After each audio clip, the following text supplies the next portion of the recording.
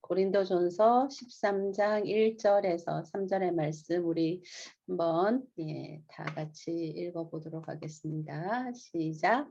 내가 사람의 방언과 천사의 말을 할지라도 사랑이 없으면 소리나는 소리와 울리는 꽹과리가 되고 내가 예언하는 능이 있어 모든 지식을 알고 또 산을 옮길 만한 모든 믿음이 있을지라도 사랑이 없으면 내가 아무것도 아니요. 내가 내게 있는 모든 것으로 구제하고 또 내 몸을 불사르게 내어줄지라도 사랑이 없으면 내게 아무 유익이 없느니라. 예. 우리가 잘 알고 있는 사랑장의 내용입니다. 제가 이 내용을 큐티를 하다가 저는 이런 생각이 들었던 것 같아요.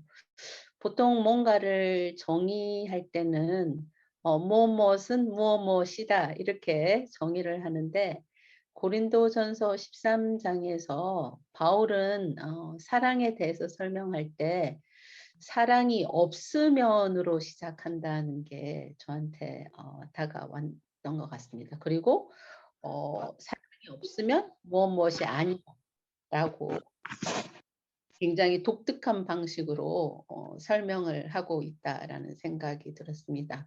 무엇이 있으면 무엇이다라고 하기보다 무엇이 없으면 무엇이 아니다라고 정의한다라는 건 우리가 주로 강조할 때 쓰는 표현이다라는 생각이 들었던 것 같습니다. 그래서 이 안에 바울이 정말 말하고 싶은 비밀이 들어있다라는 그런 생각을 해보게 된 것 같습니다. 여기 특별히 보면 산을 옮길 만한 믿음이 있을지라도 사랑이 없으면 내가 아무것도 아니요. 그 다음에 내게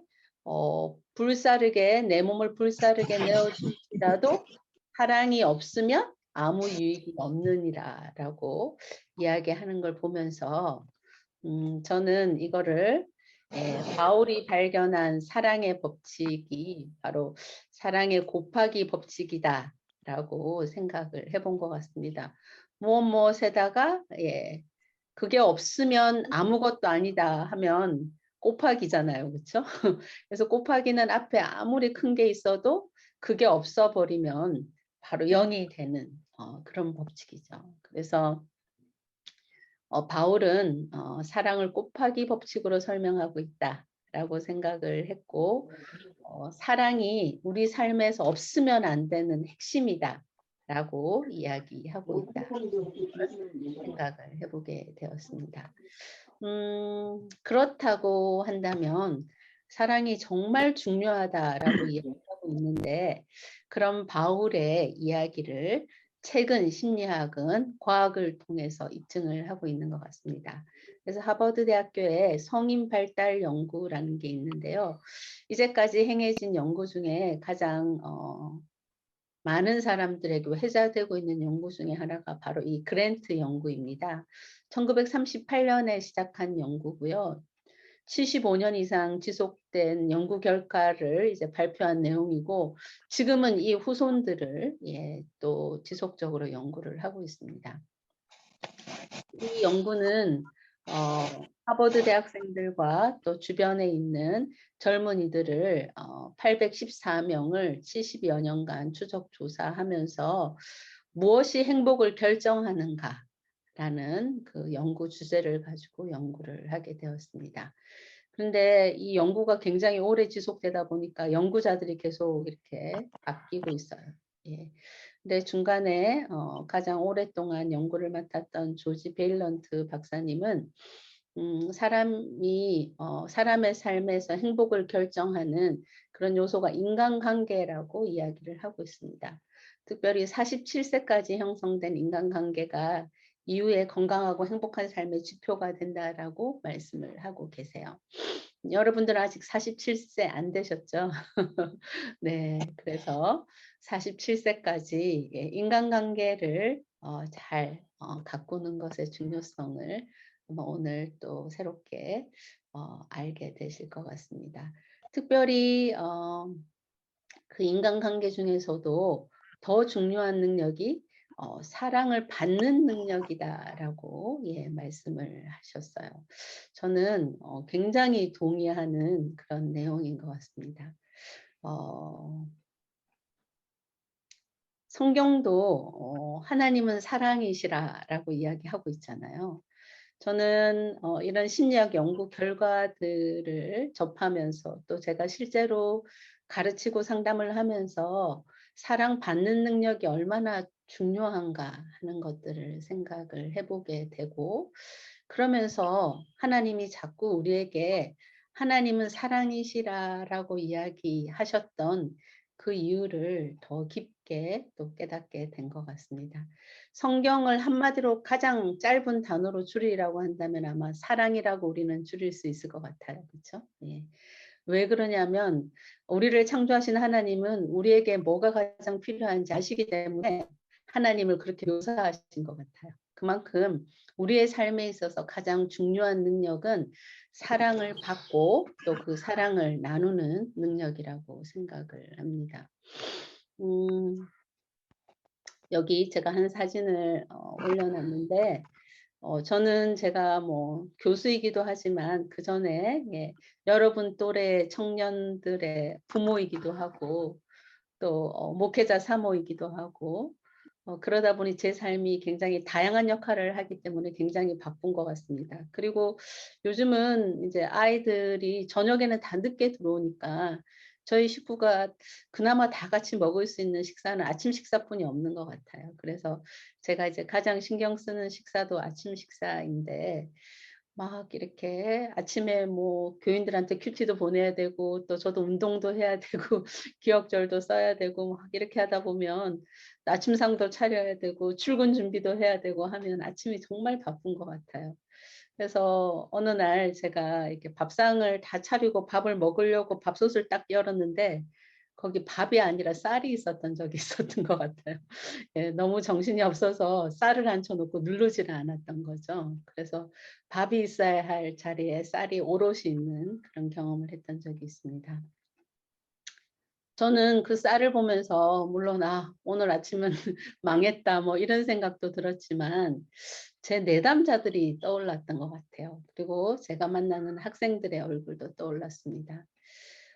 쌀이 전기를 만나서 전기라는 온기를 만나서 이렇게 따뜻한 밥으로 변화해야 되는데 그런 온기가 전달되지 않으면 이렇게 딱딱한 쌀로 이렇게 남아 있게 되잖아요. 네. 그래서 그 쌀들을 보면서 왠지 아직 온기가 없어서 상처받은 그런 내담자들의 모습이 더 크게 다가왔던 것 같습니다.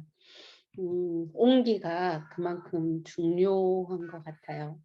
여기 나와 있는 이 도표는 제가 쓴 행복한 사람은 이렇게 삽니다에 나와 있는 내용인데 제가 지난 20년간 사람들을 상담하고 또 목회를 하고 또 학생들을 가르치면서 저는 죄송합니다.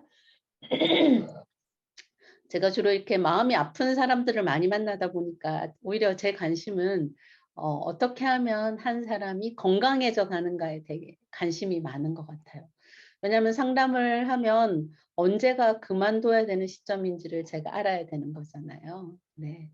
그래서 상담을 계속하면서 한 사람이 건강해져 가는 거는 어떤 과정을 거쳐서 건강해져 가나라는 것들을 굉장히 관심을 가졌었고 그리고 한 지금 20여 년간 상담을 하면서 공통된 흐름이 있다라는 거를 발견하게 된 것 같습니다. 그런데 이 도표의 가장 가운데 가장 중요한 게 사랑이라고 제가 이렇게 해 놨죠.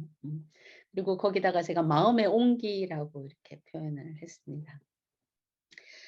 상처 입은 한 사람이 건강해지기 위해서 가장 먼저 필요한 단계가 마음의 온기가 차는 것 같아요. 그래서 상담을 통해서 제가 가장 중요하게 생각한 건 어떤 사랑을 우리가 받고 있는 존재인가에 대한 대화를 저는 가장 중요하게 생각한 것 같습니다. 그래서 사람이 내가 있는 그대로의 나도 괜찮고 나를 사랑해 준 사람들이 있었고 나는 존중받기에 부족함이 없는 사람이다라는 그런 생각이 들 때 우리의 마음은 온기가 차기 시작한 것 같습니다. 그렇게 마음의 온기가 차면 사람들은 스스로 자기 자신 안에 있는 긍정적인 면들을 발견하게 되는 것 같아요. 예. 그리고 점점 자기 안에 있는 긍정적인 면을 발견하는 긍정적인 나가 되고 나면 자신 안에 있는 긍정을 찾아보았던 그 눈으로 다른 사람을 봐주게 됩니다. 그러면 다른 사람 안에 있는 긍정의 모습을 볼 수 있게 되는 것 같아요. 그래서 저 사람도 참 소중한 사람이구나. 저 사람도 참 좋은 점이 많은 사람이구나. 이런 생각을 갖게 되면 그 사람과 관계가 좋아지죠. 그래서 상대방을 존중하는 일이 자연스럽게 나타나는 것 같습니다. 그리고 저 교수님 질문, 존중 네네. 그 누군가에게 사랑을 주기 위해서는 그 사람과 같이 시간을 보내야 하잖아요.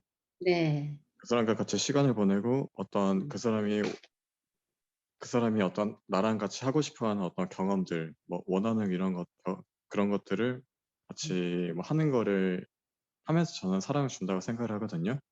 근데 그 사람이 원하는 어떤 경험들이 죄된 것이라면 저는 어떻게 해야 될까요? 그 사람이 원하는 게 어떤가라면? 그 사람이 원하는 나랑 같이 했으면 하는 이런 것들 있잖아요. 그런 네네. 경험들이 어떤 죄된 것들을 좀 원한다면, 같이 하기를 원한다면, 저는 그 사람한테 사랑을 주고 싶은데 죄된 것까지 같이 할 수는 없잖아요. 그렇게 되면 저는 어떻게 해야 될까요? 이제 우리가 좀 생각을 해 봐야 되겠죠. 사랑을 한다라는 건 바라보는 방향이 같은, 그러니까 우리가 그 사랑이라는 개념에 대해서 조금 이제 생각을 해볼 필요가 있는데, 잠깐만 그 질문은 저희가 그 강의 끝에쯤에 가서 제가 다루고 있는 내용이랑 좀 비슷한 것 같아서 음, 잠시만 기다려 주시면 연관된 내용을 제가 뒷부분에서 좀 설명을 할 수 있을 것 같습니다. 네. 네. 질문해 주셔서 감사합니다. 예. 질문해 주는 거는 아주 좋은 일인 것 같습니다. 어쨌든 흐름을 먼저 말씀을 드리면, 그래서 긍정적인 나가 되어서 다른 사람 안에 있는 긍정적인 면을 볼 수 있게 되면 그 사람을 존중하게 되고 또 관계가 좋아지게 되겠죠. 근데 제가 이렇게 살펴보니까 관계가 좋아진 사람들은 뭐 "우리끼리 잘 먹고 잘 살자." 이렇게 하시지 않더라고요. 예. 상담을 통해서 건강해지면 사람들이 가장 많이 생각하는 게 '내가 어떻게 더 의미 있는 삶을 살 수 있을까? 또 봉사하는 삶을 살 수 있을까? 아니면 더 영적인 삶을 살 수 있을까?' 이런 생각을 하시는 것 같아요. 그래서 함께하는 우리로 성장하는 것을 볼 수가 있었습니다. 그렇지만 이제 가장 중요한 거, 이 스타팅이, 그리고 이 사랑을 유지해 나가는 그 에너지는 내 안에 있는 사랑을 기억하고 또 그 사랑을 활용할 수 있는 건데요. 제가 그 내용을 책에 이렇게 썼던 것 같습니다. "상담을 통해 회복되어 가는 내담자들을 관찰하며 공통된 하나의 흐름을 포착했다. 가장 중요한 건 그들의 마음의 온기가 채워지는 것이다. 있는 그대로의 자신도 사랑받기에 충분하다는 자각이 생길 때 우리의 마음은 성장하기 시작한다. 그 사랑의 힘이 성장의 에너지이자 촉진제가 된다."라고 이야기를 했습니다. 이거는 저만 발견한 것 같지 않아요. 예. 우리 자존감 수업으로 굉장히 유명한 윤홍균 박사님이 최근에 내신 책이 사랑 수업이라는 책입니다. 근데 이 사랑 수업에도 보면 똑같은 이야기를 하고 있어요. 그래서 이분은, 저는 마음의 온기라고 표현을 했는데 윤홍균 선생님은 이걸 사랑력이라고 표현한 것 같아요. 이 힘력자가 포함되어 있죠. 그렇죠? 사랑력이 중요한 이유는 사랑이 곧 의욕을 만드는 기본 동력이 되기 때문이다. 살아갈 이유, 힘의 근원에는 사랑이 있다. 사랑을 잘하는 힘은 존중과 배려의 기본이 되고 잠재력을 이끌어내는 마중물 역할을 한다. 마음을 편하게 하고 열정을 일으키는 기능을 하는 것이 바로 사랑이다라고 이야기를 하고 있습니다. 그런데 치유봉사에서도 제가 비슷한 또 어떻게 보면 더 깊이 있는 말씀을 발견한 것 같습니다. 그리스도께서 온몸을 통하여 나누어 주시는 사랑은 하나의 생명력이며, 예, 여기도 힘력자가 붙죠, 그렇죠? 예. 그냥 사랑은 우리는 추상적인 단어나 철학적인 단어라고 생각할지 모르는데, 저는 사랑은 과학적인 단어고 어떻게 보면 물리적인 단어라는 생각이 드는 것 같아요. 그래서 뇌, 신장, 신경 등과 같은 모든 중요한 부분을 치료하는 일을 촉진시킨다. 그것에 의하여 사람의 최고의 능력들이 활동하게 된다. 그것은 생명력을 파멸시키는 죄책감이나 슬픔, 근심과 걱정에서 심령을 해방시켜준다. 거기에서 평온과 안정이 온다. 예. 그래서 마음의 온기가 가득한 사람, 마음의 온기가 있는 사람들이 심리적으로 굉장히 안정감을 갖는 것들을 알 수가 있습니다. 그래서 어떤 세속적인 그런 기쁨이 주는 어떤 오르락내리락 하는 것과 다른 마음의 온기가 찼을 때 굉장히 이렇게 한결같은 그런 우리가 그 경험하는 진짜 사랑과 가짜 사랑 같은 게 있을 것 같은데요. 만약에 그럴 수 있겠죠. 예. 아닙니다. 네, 우리 재균 씨가 계속 생각을 발전시켜 나가고 있어서 나중에 그 질문들을 한번 이렇게 더 통합적으로 모아서 해주시면 좋을 것 같습니다. 우리가 이런 사랑은 대부분은 어린 시절에 우리가 받은 사랑이 그 뿌리가 됩니다. 그래서 심리학에서는 그런 걸 애착이라고 표현하거든요. 그래서 여러분이 어린 시절에 여러분을 길러주셨던 부모님이나 뭐 할머님이나 이모님이나 주 양육자와 여러분들이 어린 시절에 맺었던 그런 관계들이 이 사랑의 근원이 됩니다. 그래서 어떤 분은 할머니를 생각하면 마음이 한없이 푸근해지고 이렇게 따뜻해지는 경험을 한다. 그렇게 표현하는 분이 있고, 또 어떤 분은 엄마를 생각하면 그렇다. 뭐 이렇게 하는 것들이 바로 그 마음의 온기를 표현하는 표현입니다. 그런데 좀 전에 우리가 보았던 것처럼 그런 어머니의 사랑은 하늘 사랑의 어떤 그런 표현이라고 생각할 수 있을 것 같아요. 우리를 가장 사랑하시는 분은 또 하나님이시고, 하나님이 계속 그래서 우리한테 하나님은 사랑이시다라고 말하는 건 바로 그 에너지를 우리에게 전달해 주고 싶기 때문이 아닌가 하는 생각이 드는데요. 아마 여러분들이 가장 관심을 갖고 있는 건 여러분의 마음에 온기가 차는 게 아닐까라는 생각이 듭니다.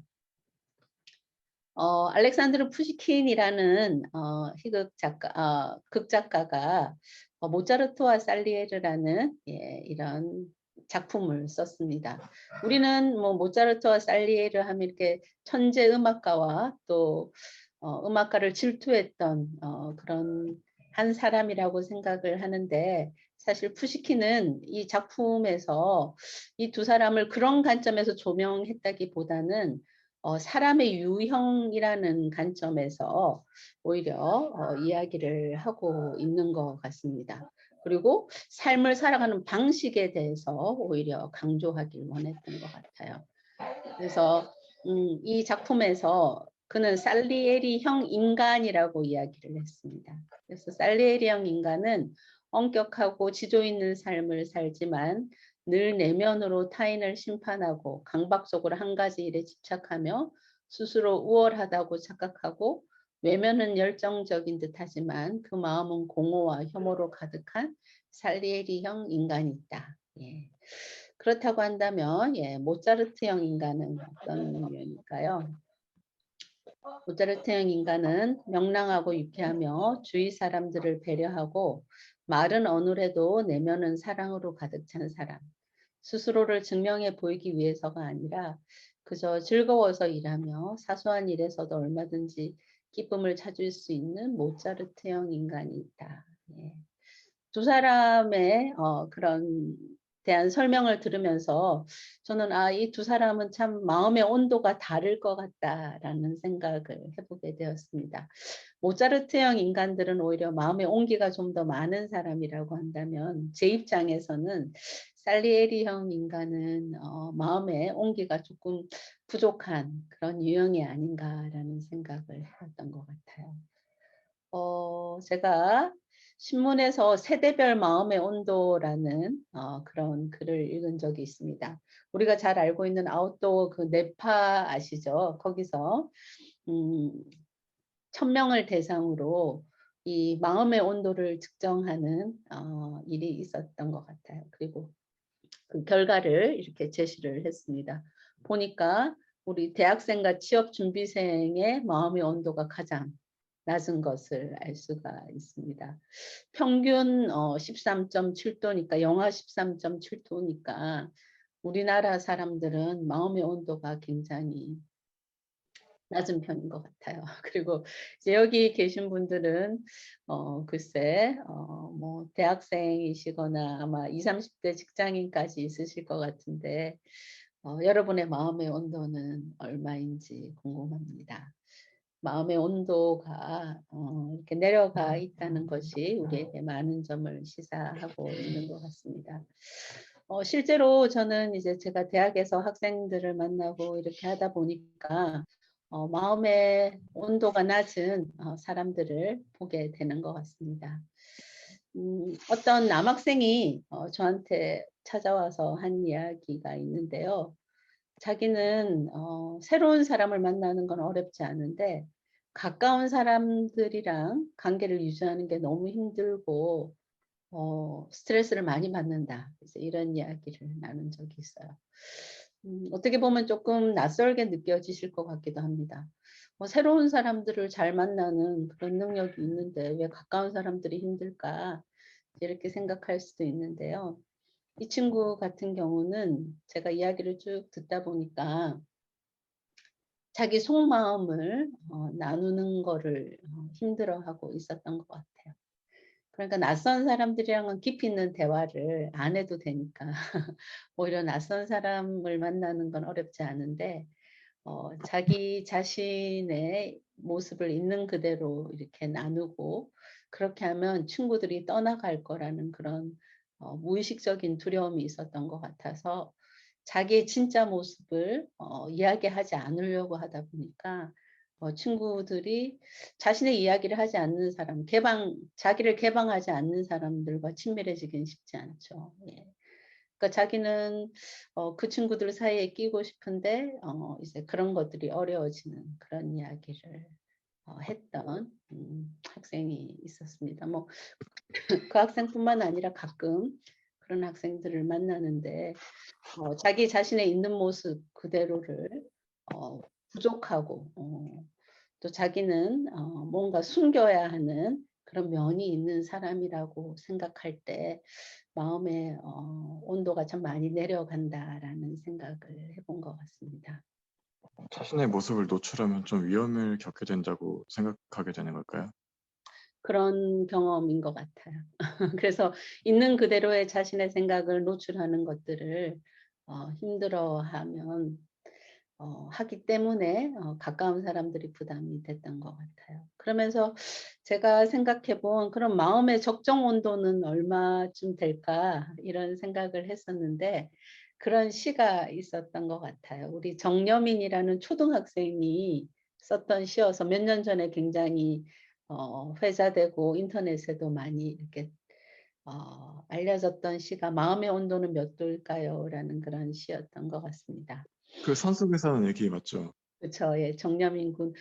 그 어머니가 흉선암이셔서 경북 영양이라는 굉장히 오지에 가서 살게 되면서 그 친구가 그 경험에 관한 시를 썼었는데 거기 보면 마음의 온도에 대해서 그 친구가 생각한 적절한 마음의 온도는 너무 뜨거워서 다른 사람이 부담스러워하지도 않고 너무 차가워서 다른 사람의 상처도 받지 않는 온도는 따뜻함이라는 생각이 든다라고 우리 초등학생이 굉장히 의미 있는 그런 시를 와, 써서 예, 참 모든 감동을. 어린아이들은 시인 같아요.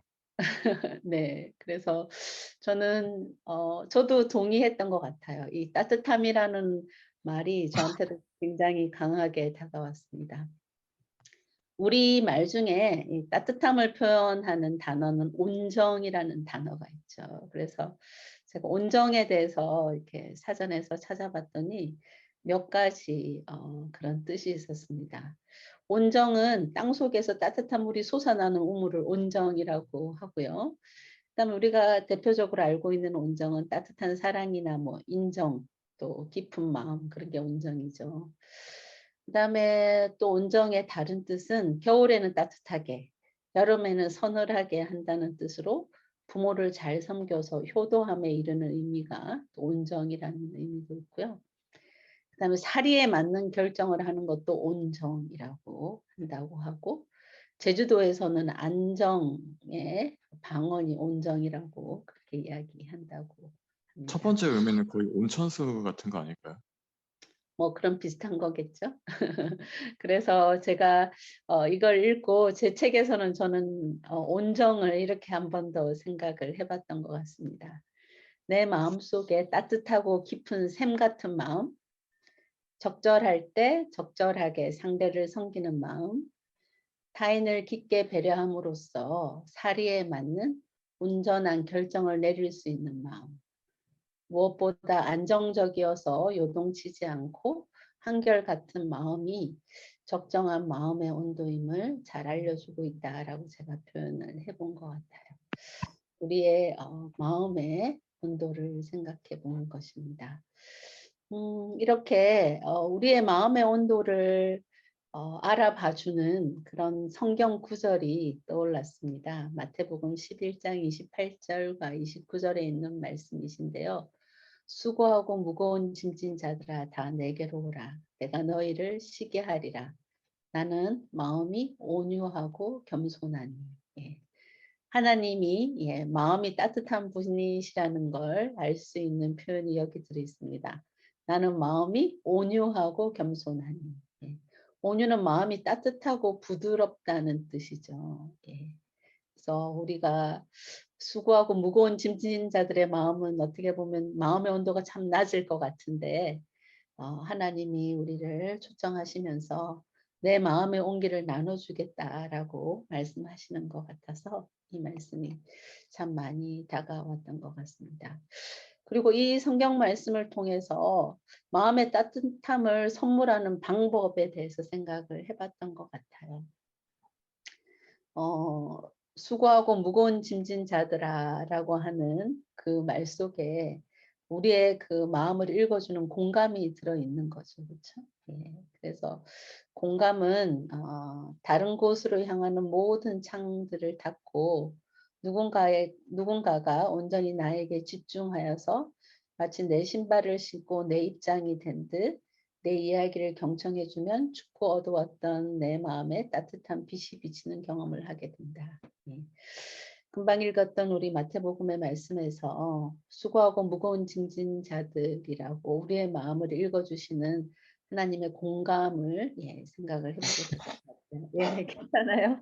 말씀하세요. 저 질문 있습니다. 네, 사실 공감이란 게 다른 사람이 겪고 있는 거를 자신도 같이 느끼는 거잖아요. 네, 그러면은 그 사람이 느끼고 있는 어떤 슬픈 감정들, 어둡고 되게 음, 어두침침하고 쓸쓸한 이런 감정들까지 느끼게 된다는 건데 그런 음, 것들에 대해서 공감을 하게 된다면은 음. 약한 사람들 있죠. 마음이 약한 사람들은 그런 것들에 공감을 깊게 하게 되면 그 사람도 위험하게 되지 않을까요? 그런데 그 공감에는 그 상대방을 향한 따뜻함이 묻어 있는 거죠. 네, 그게 그 감정만 가져오는 게 아니라 내가 이 사람이 지금 되게 힘든데 이 힘든 사람을 내가 도와주고 싶다. 이 힘든 사람에게 힘들고 어려울 때 내가 옆에서 함께 해준다는 이야기를 전하고 싶다라는 그 마음이 들어있는 거잖아요. 그쵸. 그러니까 뭐 예, 공감을 뭐 억지로 강제로 해서 하게 할 수 있는 건 아니죠. 그러니까 그 베이스가 깔려 있기 때문에 슬픔을 같이 슬퍼해 준다는 게 그게 내 슬픔이 된다는 게 아니라 그 사람의 슬픔이 어떤지 내가 그 마음을 알아주겠다는 거지 내 마음이 같이 뭐 이렇게 슬퍼져서 같은 상태로 내려간다라는 의미랑은 또 조금은 차이가 있는 것 같아요. 예. 음, 감사합니다. 네. 그래서 마태복음에서 공감을 지금 이제 우리가 이야기하고 있는데 이런 공감의 핵심은 아까 말했던 것처럼 그 사람을 있는 그대로 받아들여 주는 것이 가장 핵심이 아닌가 하는 생각을 합니다. 그러면 그 슬프고 힘들었던 사람이 내가 해주는 그 연약한 공감을 통해서라도 아, 그래. 이 내 마음을 알아주는 이 사람의 존중으로 우리가 마음의 위로를 받게 되고 또 마음이 이렇게 추웠던 마음이 좀 훈훈해지는 그런 경험을 우리가 하게 되는 것 같습니다. 그래서 이런 공감을 받게 되면 사람들은 혼자서는 겁이 나서 가지 못했던 길을 밝은 빛을 가진 누군가가 손잡아서 이끌어주면 갈 수 있는 것처럼 공감은 두렵고 힘들어서 나조차 가보지 못했던 내 마음의 깊고 어두운 곳까지 용기 내어 들여다보게 하고 그곳에 놓인 귀한 보석 같은 내 문제의 정답을 찾아 들고 나오게 하는 힘이 있다라고 제가 책에서 적었던 것 같아요. 그래서 공감이 굉장히 파워풀한 그런 경험인 것 같습니다. 그래서 진짜 내 마음, 나도 잘 알지 못했던 내 마음을 알려주는 것이 공감의 힘이 아닌가 하는 생각을 해보게 됩니다. 그리고 우리가 마음의 따뜻함을 선물하는 다른 방법은 경청해 주는 것입니다. 누군가의 이야기를 잘 들어주는 거죠. 예. 경청의 한자어가 기울일 경자와 들을 청자로 이루어져 있습니다. 그래서 경청한다는 건 우리의 몸과 우리의 마음을 그 사람에게로 향하게 하는 것이 가장 첫 번째인 것 같아요. 관심을 가져주는 거죠. 그리고 들어준다라는 것은 그냥 소리를 듣는다는 것과 공감을 할 때 누군가 이야기를 듣는 거는 또 다른 개념일 것 같아요. 그래서 들을 청자는 예, 왕과 같은 기죠, 그렇죠? 기자랑 왕자가 한쪽에 있습니다. 정말 잘 들어주는 그런 일이 선행되어야 하고 그다음에 눈목자가 예, 열십자랑 같이 있죠. 10개의 눈으로 보는 거예요. 그래서 그냥 상대방을 보고만 있는 게 아니라 그 사람의 표정도 보고 그 사람의 자세도 보고 또 그 사람의 마음속도 들여다보려고 하는 그런 노력이 경청에 포함되어 있습니다. 그다음에 한일자와 마음심자가 있죠. 예. 정말 그 사람의 마음인 양, 내 마음과 그 사람의 마음을 하나로 포개어서 보는 것이 바로 경청임을 알 수가 있습니다. 그래서 다른 이에게 끼치는 우리의 가만은 우리의 말보다 우리의 사람됨에 더 크게 좌우된다. 사람들은 우리의 논리에 도전하고 반박하고 우리의 호소에 반대할지도 모른다. 그러나 사심 없는 사랑의 생애는 그들이 반박할 수 없는 논증이다. 그리스도의 온유하심으로 특징 지어진 언행일치의 생활은 세상에서 한 능력이 되는 것이다. 우리가 그리스도의 온유함을 닮은 제자가 되는 것, 그 자체가 한 능력이 된다라고 이야기를 하고 있는 거죠. 누군가에게 공감해주고 경청해줄 때 우리는 그 사람에게 또 사랑을 나누어주는 예수님의 제자의 모습이 되지 않나라는 생각을 해보게 됩니다. 또 사랑을 나누어서 마음의 온기, 상대방의 마음의 온기와 나의 마음의 온기를 채우는 또 다른 방법은 격려를 증진하는 것입니다. 예. 칭찬은 고래도 춤추게 한다라는 유명한 책 아시죠? 네, 누군가에게 칭찬받을 때 우리의 마음의 온도가 올라가는 것을 알 수가 있습니다. 근데 용혜원 시인이 쓴 그 칭찬에 관한 이야기가 저한테 참 인상적이었는데요. 칭찬은 우리의 마음속에 오랫동안 각인이 되어 남는다. 칭찬은 언어라는 재료를 통해 우리들의 삶을 신나고 맛있게 요리하는 것이다. 우리는 칭찬을 받음으로 건강한 삶을 살아갈 수 있다. 이러한 칭찬을 만드는 것은 우리의 세심하고 너그러운 마음이다. 이웃을 내 몸과 같이 사랑하는 마음이다. 저는 여기서 꽂혔던 것 같아요. 성경에서 하나님 사랑, 이웃 사랑, 성경에서 가장 강조하는 거죠. 어떻게 우리가 우리 이웃을 내 몸같이 사랑할 수 있을까 가끔 고민하는데, 용계원 시인은 다른 사람을 칭찬하는 그 세심하고 너그러운 마음이 이웃을 내 몸과 같이 사랑하는 그런 마음이다라고 이야기를 해주셔서 이웃을 내 몸과 같이 사랑하는 구체적인 그런 방법을 하나 알게 된 것 같습니다.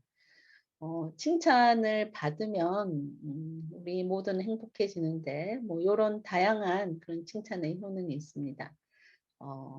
자아 존중감이 생기고 또 성장의 원동력도 되고 행동 변화의 촉매가 되고 또 상처받은 마음이 치유받게 되고 인간관계를 원활하게 해주고요. 예. 또 자신의 능력이나 가치감에 대한 긍정적인 상을 형성하고 희망을 증진시키고 정신적인 안정감이 생기고 또 관계가 친밀해지는 아주 좋은 방법이 칭찬이죠. 그런데 칭찬은 역효과도 있습니다. 예. 그래서 칭찬을 잘하면 좋은데 때로는 칭찬이 오히려 누군가를 더 힘들게 할 수 있는 거죠.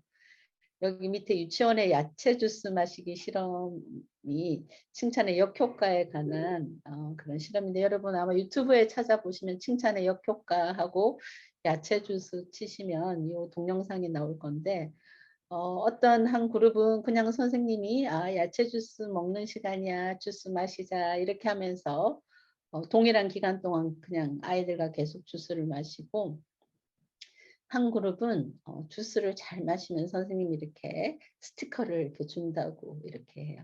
그래서 처음에는 그 스티커를 받았던 그런 그룹의 아이들이 야채 주스 먹는 양이 점점 이렇게 증가해 가는 것을 알 수가 있습니다. 그런데 일정 시간이 되고 나서 선생님이 이제 야채 주스를 다 마셔도 스티커를 안 주게 돼요.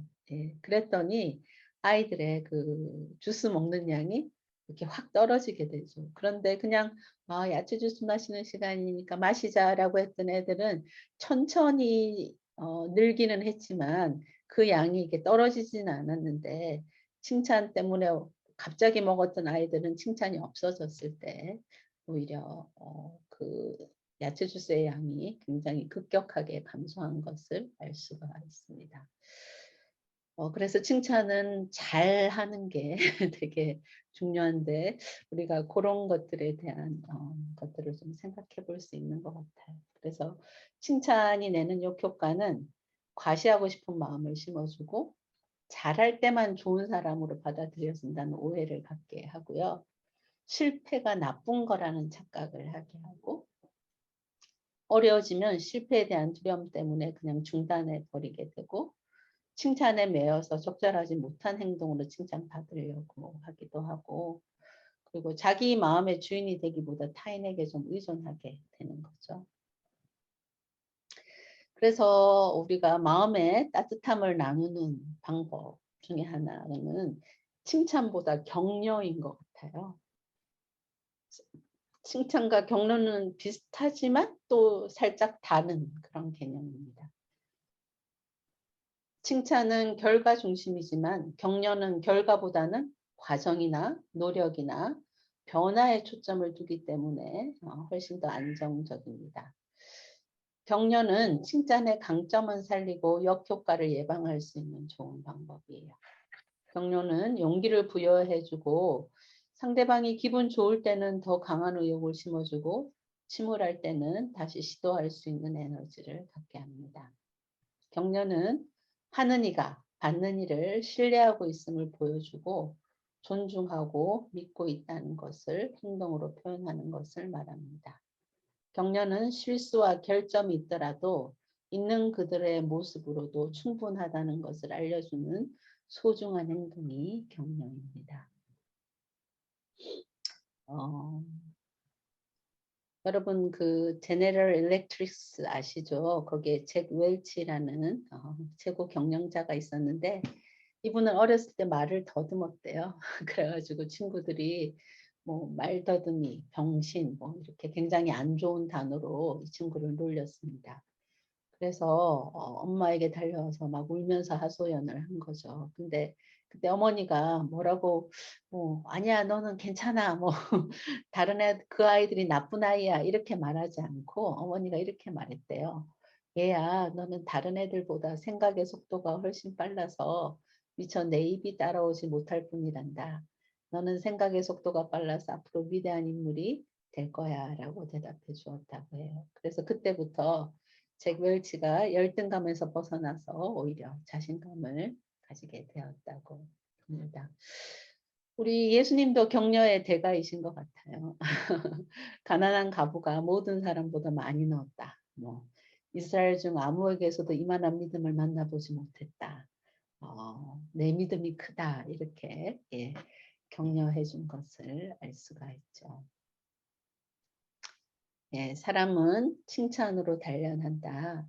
할 수 있을 때마다 자녀를 칭찬하라. 저들의 생활을 할 수 있는 데까지 즐겁게 하여 주어라. 우리가 자녀 양육에서 생각을 해봐야 될 것 같아요. 사랑과 애정의 표현으로서 항상 그 마음밭을 기름지게 하여서 진리의 씨를 받을 수 있도록 준비시키라. 주님께서는 이 세상에 구름과 비만 주실 뿐만 아니라 또한 미소 짓는 아름다운 햇볕을 주셔서 씨로 싹이 터서 꽃이 피게 하심을 기억하라. 자녀들도 책망과 교정만 받아야 할 뿐 아니라 또한 친절한 말로 하는 즐거운 햇빛이 되는 격려와 칭찬을 받아야 한다는 걸 기억하라.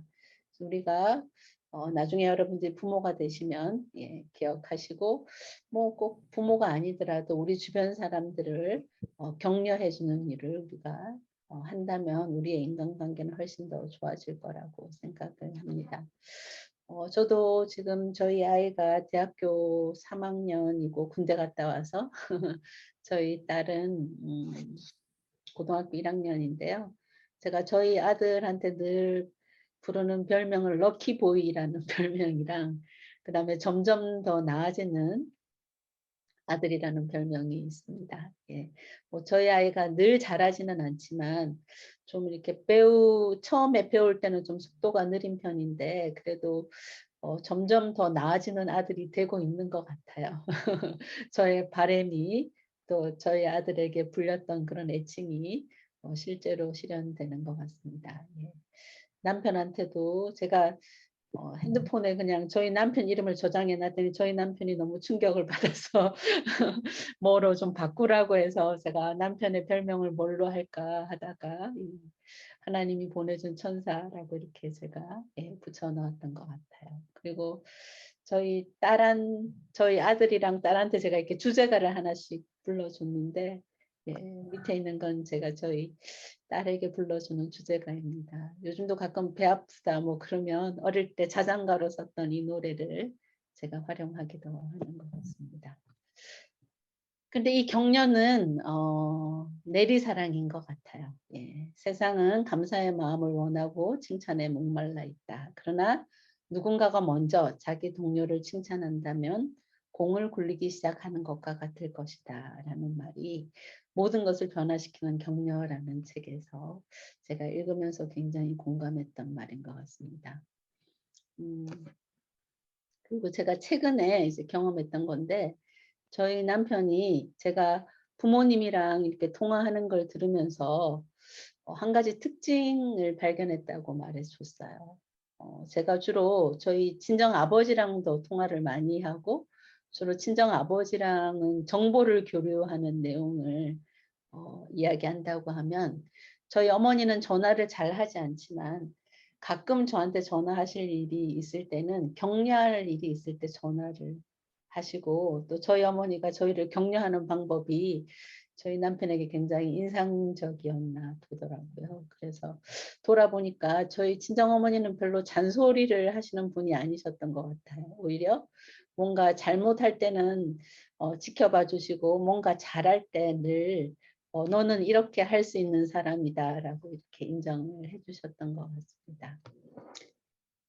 제가 그 어머니의 사랑을, 격려의 내리사랑을 저희 아이들에게 보여주려고 뭐 특별히 노력한 것 같지는 않은데 저희 딸이 얼마 전에 저한테 보낸 편지 속에 그런 격려의 내리사랑이 이렇게 들어 있었던 것 같아요. 그래서 참 감사하다라는 그런 생각을 하게 되었던 것 같습니다.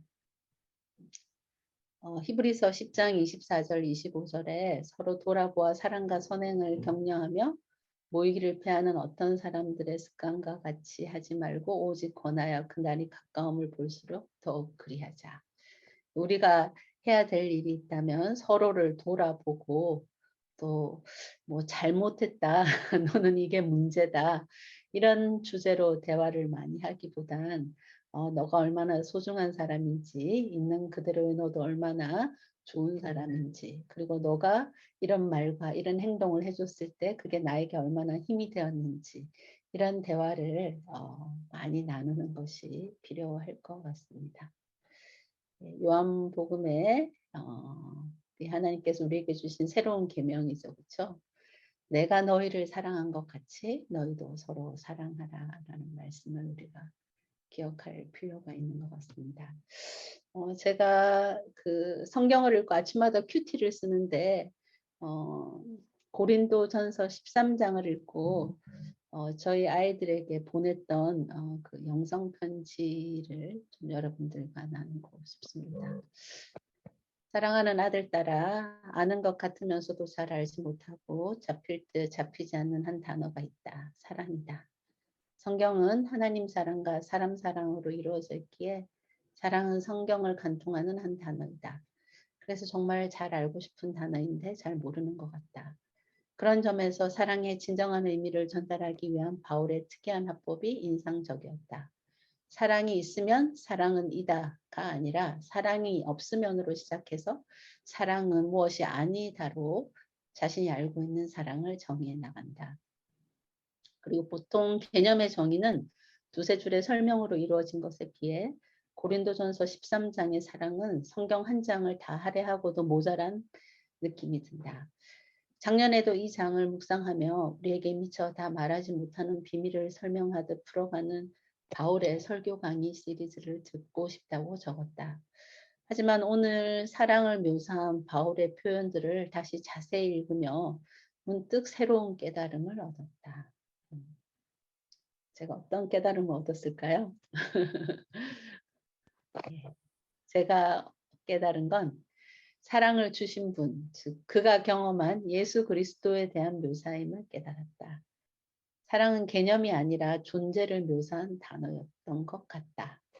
사랑은 우리가 원한다고 이룰 수 있거나 가질 수 있는 것이 아니라 예수 그리스도 그분의 존재가 내 안에 온전히 함께 하실 때 이룰 수 있는 경지인 것이다. 사랑이 없으면으로 시작한 바울의 설명의 이유를 이제야 깨달았다. 사랑은 우리의 어떠함과 무관한 우리 안에 있는 예수님의 존재 유무에 달린 것 같다. 예수 없는 사랑은 없다라고 제가 이렇게 편지를 보낸 것 같습니다. 하나님이 우리를 사랑하시는 사랑을 우리가 알고 믿었노니 하나님은 사랑이시라. 사랑 안에 거하는 자는 하나님 안에 거하고 하나님도 그의 안에 거하시느니라. 네, 제가 마지막으로 동영상을 하나 보여드리고 이제 여러분과 함께 이야기를 나눠보면 좋겠습니다.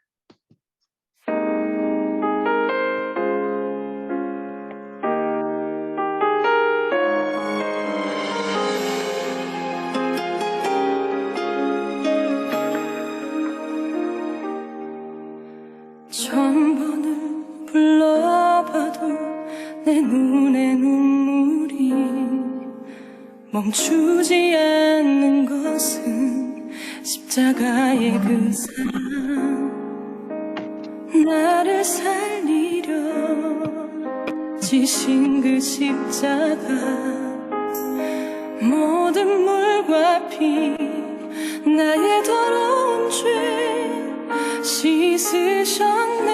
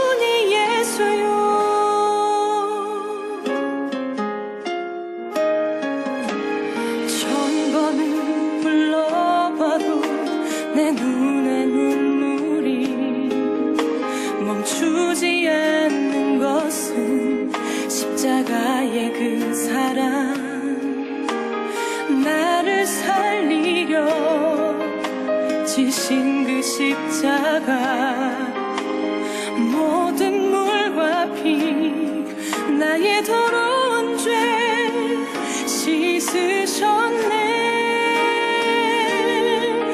나를 향한 그 사랑 생명을 내어 주사 영원한 생명을 내게 주심을 감사해.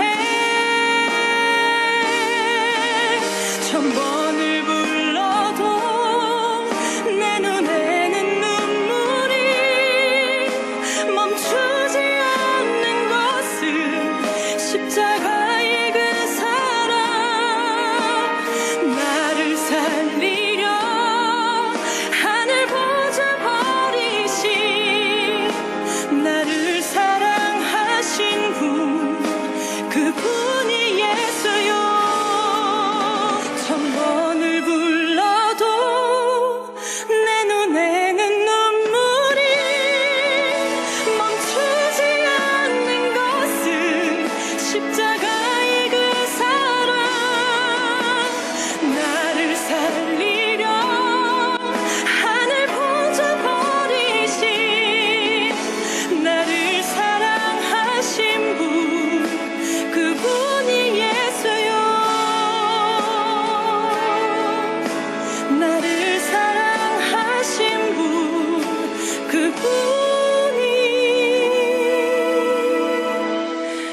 예수요.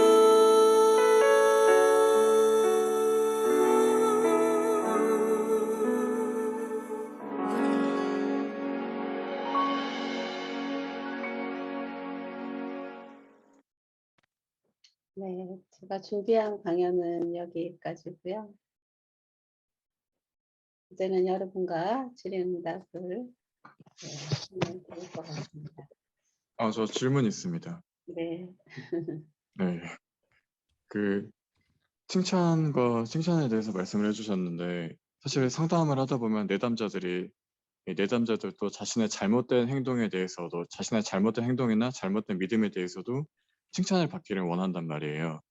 근데 그럴 경우에 그런 내담자들의 그런 잘못된 행동들, 잘못된 믿음들에 대해서도 칭찬을 해주게 되면은 이제 그 내담자들을 올바른 길로 인도할 수 없다고 생각이 되는데 그럴 때는 그냥 솔직하게 얘기를 하시나요?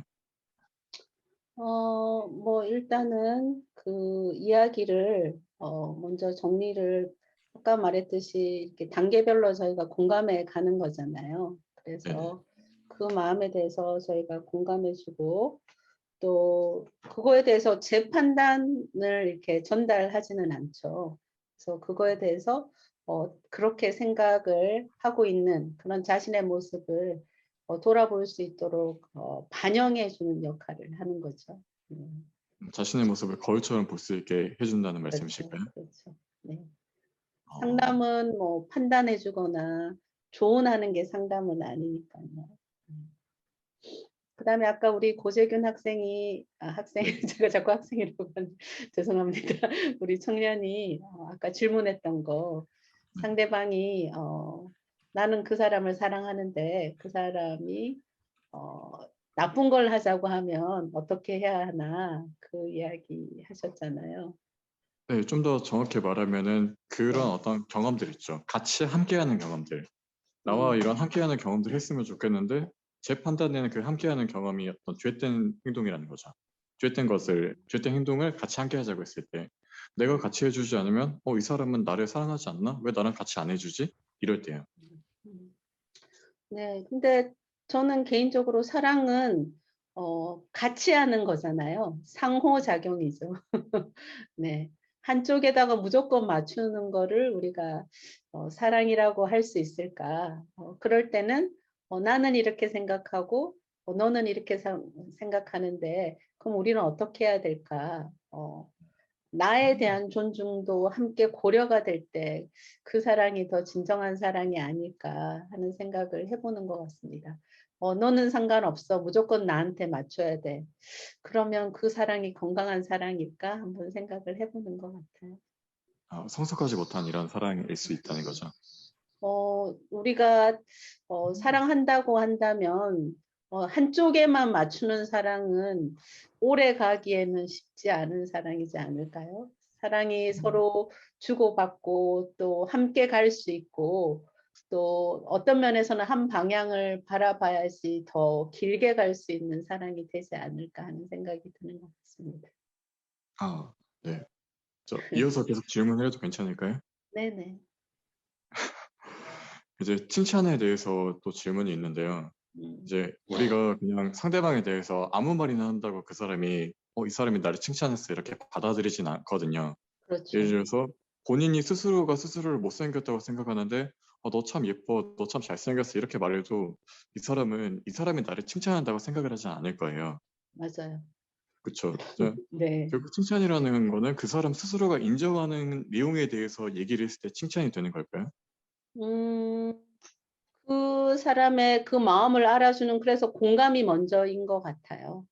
네네. 그리고 그 사람이 그렇게 생각하는 그 마음을 읽어주고 혹시 이렇게 하는 게 너에게 어떻게 전달될지 모르겠지만 그냥 너는 이쁘다, 너는 착하다가 아니라 그렇기 때문에 구체적인 설명과 또 내용이 필요한 것 같아요. 너가 어떻게 생각할지 모르지만 오늘 너가 이런 일이 있었을 때 이렇게 했고 그 모습을 볼 때 나는 그 모습이 나에게 참 아름답게 다가왔다. 이렇게 이야기를 음, 해주는 거죠. 그냥 너는 예쁘다, 너는 착하다 하면 그 사람이 안 믿을 수 있겠지만 어떤 네. 구체적인 사건이 있었고 그 사건에서 그 사람이 한 어떤 행동이 있었는데 그 행동이 나에게는 이렇게 다가왔다라고 그냥 팩트를 전달해 주는 것은 음, 네. 상대방이 무시하기 쉽지 않죠. 또 그렇게 구체적으로 말하면 좀 더 믿음이 가고 그럴 수 그렇죠. 있다는 거. 그리고 뭐 혹 처음에는 그 친구가 믿음이 안 갈 수도 있겠지만 꾸준히 네. 너는 이런 거 그리고 어떨 때는 뭔가 그 친구가 좋은 일을 했을 때 바라보면서 미소를 지어주는 것도 칭찬이 될 수 있는 것 같고 오, 그다음에 꾸준히 그 사람이 하는 것들에 대해서 긍정적인 면을 너는 이런 일을 할 때 이렇게 하는구나. 나는 한 번도 생각해 보지 못했던 모습이네라고 해서 그 자리에서 이렇게 계속 팩트들을 내가 느끼는 주관적인 경험들을 지속적으로 전달하다 보면 신뢰 관계가 형성이 될 수 있겠죠. 음, 네, 저 아직 몇 개 더 있습니다. 네네. 우리 다른 분들이 괜찮으시면 저는 괜찮습니다. 네. 네, 혹 다른 분들이 질문할 게 있으시면 언제든지 손 들어주시면 우리 재균 씨와 저가 또 기다리면서 할 수 있을 것 같습니다. 네. 네. 그 우리 다른 칭찬에 친구들이 할 동안 말씀하시죠. 예. 이제 서로 이제 이런 거는 약간 나이가 들수록 좀 심해지는 경향이라고 저는 생각을 하는데 이제 음, 서로 인간관계에서 좋은 말들만 해주려다 보니까 이제 좀 피하게 되는 것들 있죠. 좀 되게 골마 있는 문제인데 좋은 말만 하려고 하니까 서로 피하게 되는 이런 그래서 좀 더 썩어버리게 되는 이런 관계 문제들이 있다고 저는 생각을 해요. 음, 근데 저는 이렇게 약간 의사가 수술을 할 때 환자가 되게 아픈데 이제 그 썩어 있는 것들을 해결해야 되니까 어떻게든 수술을 하듯이 이제 서로 인간관계에 대해서도 좋은 말만 할 수는 없다는 이런 입장이거든요. 음. 혹시 그냥 제 이런 생각에 좀 동의를 하시나요? 아니면 다른 의견이 있으실까요? 그 말은 맞을 수 있는데 네. 그거를 이제 어떻게 행동으로 옮기는가 실현하는가는 또 다르겠죠. 그것을 표현하는 시점이나 표현하는 방법이나 또 적절한 어떤 뭐라고 해야 될까? 표현이나 언어적인 표현이나 뭐 이런 것들이 면밀하게 고려되어야 하는 거죠. 우리가 상담에서는 그런 거를 직면이라고 하거든요. 네. 네네. 근데 그런 직면은 상대방이 전혀 아무 생각이 없을 때 하면은 오히려 역효과가 나는 것 같아요. 음, 그래서 충분히 아까 제가 말했듯이 그 사람이 자기 자신을 돌아볼 수 있는 여러 기회를 제공해서 그 사람이 스스로 그런 걸 발견할 수 있도록 도와주는 게 저는 먼저 선행되어야 된다고 생각하는 것 같아요. 내가 어떤 의견을 전달하면 그건 내 의견일 뿐이지 그 사람에게 그 사람을 성장하게 하거나 뭐 그 사람에게 그런 깨달음을 주거나 그렇게 하기가 사실은 굉장히 어렵거든요. 그러니까 네네. 오히려 그 사람과 나의 관계가 신뢰 관계가 형성이 되고 또 아까 말했던 것처럼 격려해주고 그 사람의 있는 모습 그대로도 존중해주고 이렇게 하다 보면 어느 정도 시점이 되면 그 사람이 스스로 어떤 그런 어려움에 대해서 직접 이야기하거나 고민을 말하거나 뭐 그리고 내 의견을 궁금해하거나 그럴 때 우리가 이야기를 하면 그 사람이 내 이야기를 들어주는데 그러니까 내 이야기를 먼저 경청을 해야지 내 의견이 그 사람한테 전달이 되는 거잖아요. 그래서 네네. 중요한 건 그 사람이 우리가 그 사람을 공격하는 식으로 그런 게 다루어지면 사람은 공격받으면 방어하려고 하기 때문에 들으려고 하지 않고 말하려고 하거든요. 그러면 아마 재균 씨가 목표로 했던 그런 내용은 이루어지지 않을 거예요. 근데 그 사람이 내가 어떠한 이야기를 해도 내 이야기를 들어줄 수 있는 준비가 된 상태라면 이런 이야기들을 격려하는 방법으로 우리가 전달을 하면 될 텐데 그런 건 아까 말했던 것처럼 굉장히 고도의 준비가 필요로 하는 일이고 전문가들도 직면이라는 기법은 굉장히 조심스럽게 쓰는 거기 때문에 내 생각과 내 방법으로 내가 원하는 때 했을 때 성공할 확률이 높지 않은 방법 중에 하나가 아닐까 하는 생각이 듭니다. 아, 네. 좋은 말씀 감사합니다. 네. 또 질문 다른 없을까요? 분들 질문이 없으시면 제가 이어서 하겠습니다. 네, 네, 뭐 그러면은 다른 네. 분들 없으면 재균 청년이 한두 질문 더 하는 걸로 할까요? 네, 좋습니다. 네. 아까 그 애착 관계에 대해서 설명을 해주셨는데 뭐 네. 어머니와의 애착 관계라든가 할머니와의 애착 관계라든가 이게 네, 소위 뭐 네. 정신분석에서 말하는 대상 관계와 비슷한 개념으로 해석해도 될까요? 그렇죠. 대상관계에서도 이야기하고 있는 개념들이죠. 예. 우리 재균 씨는 전공이 심리학이세요? 아니요, 저는 그냥 이것저것 다 좋아해서 그냥 아, 잡지식이 그러시군요. 많습니다. 대상관계 이론은 전문 용어라서. 네. 굉장히 중요하죠. 예. 아까 말하는 것이 어떤 방어적인 반응이라고 하셨는데 응? 사실 방어적인 반응이 그렇다면은 이제 어떤 거? 어떤 말하는 거? 그 상대방이 공격받았다고 생각하면은 이제 방어하려고 말을 한다고 아, 그 얘기 나왔잖아요. 그렇다면 이 대상관계랑 다른 이야기인가요? 예, 아니면 다른 질문이 거기서 있겠습니다. 끝이었어요? 그 질문은? 네네네. 오케이. 네네. 오케이. 이건 또 새로운 질문인 거죠? 예. 네. 이렇게 자신이 방어적이 말을 되는 거? 네? 방어적으로 되는 거 맞아요. 예. 네네네. 음. 그럼 자신이 이렇게 말을 많이 함으로써 이제 상대방이 말을 못하게 하는 이런 원리로 방어를 하는 거잖아요. 제가 거기서 말한 방어라는 개념은 그런 개념이라기보다 우리가 뭐 누군가를 만약에 제가 재균 씨를 뭔가 이야기를 하는데 그런 내용이 약간 비난이나 공격이 포함되고 있다고 한다면 사람들은 그런 말에 대해서 저 사람이 하려고 하는 말이 뭐지라고 하는데 초점을 두기보다는 지금 저 사람이 나를 비난하네, 나를 공격하네 이런 생각이 들면 내가 그렇지 않다라는 거를 방어하려고 하는 그런 말들을 생각을 해야 되니까 그 네네. 말들을 생각하다 보면 상대방이 하는 이야기가 들어오지 않죠.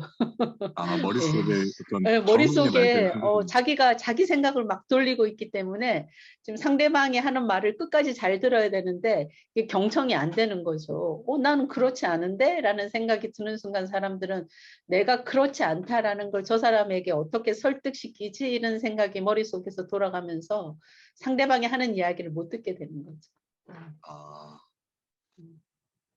그러면 어떤 방어적인 반응이 두 가지가 있다고 침묵 저항도 어떻게 보면 방어잖아요. 뭐 뭐 그렇게 생각할 수도 있겠죠. 내가 들으면서 그 사람의 이야기를 잘 들어주면서 아, 저 사람이 어떤 마음으로 그 이야기를 하는 거지? 이렇게 하면 공감하면서 들어주는 거고, 그럼 공감이 하나 포함될 거고, 그다음에 그 사람이 이야기하는데 뭐 나는 저 사람이 이야기를 듣고 뭐 내 마음을 표현하지 않을 거야라고 하는 의도적인 침묵이라면 뭐 그런 것도 반응 중에 하나가 될 수 있을 거고, 아니면 그 사람이 말하는 것에 대해서 내가 반박할 거야. 뭐 그러면 그런 것도 반응이 될 수 있는 거고, 뭐 반응은 여러 가지가 있을 수 있지 않을까요? 그럼 그런 방어에 대한 반응이 여러 가지가 있을 수 있다는 거죠. 뭐 그렇죠. 뭐 예를 들면 승화시키는 거면 뭐 우리가 방어 기제 중에 승화라는 표현이 있는데, 그거는 아, 지금 저 사람이 저렇게 이야기를 하는 거는 나의 성장을 위해서 하는 거니까 내가 뭐 저 사람의 그런 마음을 잘 이해해줘야지. 또 하나님께서 이런 기회를 우리에게 주셔서 감사하다. 뭐 이렇게 승화시킨다고 하면 굉장히 또 다른 차원이 될 수 있겠죠. 예, 굉장히 그렇다면 승화가 다양하게 할 수 있겠죠. 권장되는 방어는 승화라는 걸까요? 상황에 따라 다르지 않을까요? 딱 뭐 하나라고는 할 수 없겠지만 승화가 성숙한 방어 기제라고 불리고 있죠. 예. 답변 감사합니다. 네. 네, 혹시 뭐 다른 청년분들 중에서 또 질문 있는 분 있을까요? 다들 지금 아마 마이크를 끄신 상태여가지고. 아니요, 없습니다. 감사합니다. 그럼 교수님께서 마무리 뭐 이렇게 정리 한마디 해주시고 정리를 좀 할까요, 그러면? 네, 오늘 제가 했던 강의의 핵심은 우리의 마음이 하나님의 사랑으로 마음이 따뜻해지고, 또 우리 주변 사람들이 우리에게 준 그런 사랑을 잘 기억하고 간직해서 마음에 온기가 있는 그런 마음밭이 되는 게 참 중요하다라고 생각하는 것 같아요. 그런 마음밭에 성경 말씀이 떨어져야 성경 말씀도 이렇게 싹을 틔우는 것 같은데, 마음이 차가워져 있고 추워져 있으면 성경 말씀도 이렇게 또 그런 사랑의 어떤 그런 온기들이 전해지지 않게 되지 않나, 이런 생각을 해볼 때가 있는 것 같습니다. 그래서 여러분들이 사랑받고 사랑 주는 일에 많은 그런 시간과 에너지를 활용하시면 좋겠다라는 생각이 듭니다. 감사합니다. 네, 오늘 1시간 동안 좋은 강의 해주셔서 너무 감사하고 청년들에게 아마 필요한, 네, 그리고 신앙생활과 어떤 일반 생활 모두에 필요한 내용이지 않았을까 생각이 듭니다. 교수님 혹시 괜찮으시면은 마치는 기도를 좀 부탁드려도, 네, 교수님께서 네. 기도해 주시고 모든 순서를 마무리하도록 하겠습니다. 네. 하늘에 계신 아버지, 또 저에게 시간의 지성소인 안식일을 허락하여 주셔서 감사합니다. 그리고 이 시간 저희가 다른 일을 할 수 있었지만 그래도 이 세미나에 와서 하나님의 사랑을, 또 우리가 주고받는 사랑에 대한 이야기를 나눌 수 있는 좋은 선택을 할 수 있도록 도와주셔서 감사합니다. 주님, 오늘 저희가 나눴던 이 이야기가 우리 청년들의 마음밭에 더 좋은 양분이 될 수 있도록 도와주시옵고, 우리 청년들이 하나님의 사랑으로 마음이 훈훈해지고 또 주변 사람들과 그 사랑을 나누고 또 받을 수 있는 그런 마음밭을 가질 수 있도록 도와주시옵소서. 그리고 그 좋은 마음밭에 하나님의 말씀에 씨앗이 떨어져서 30배, 60배, 또 100배의 열매를 맺는 그런 놀라운 일들이 일어날 수 있도록 도와주시옵소서. 이 모든 말씀 예수 그리스도 이름으로 간절히 기도드립니다. 아멘. 아멘. 네, 참여해주신 청년들 그리고 좋은 강의해주신 교수님 모두 감사합니다. 이상으로 저희 부스 활동 마치도록 하겠습니다. 네, 감사합니다. 네, 감사합니다. 고맙습니다. 감사합니다.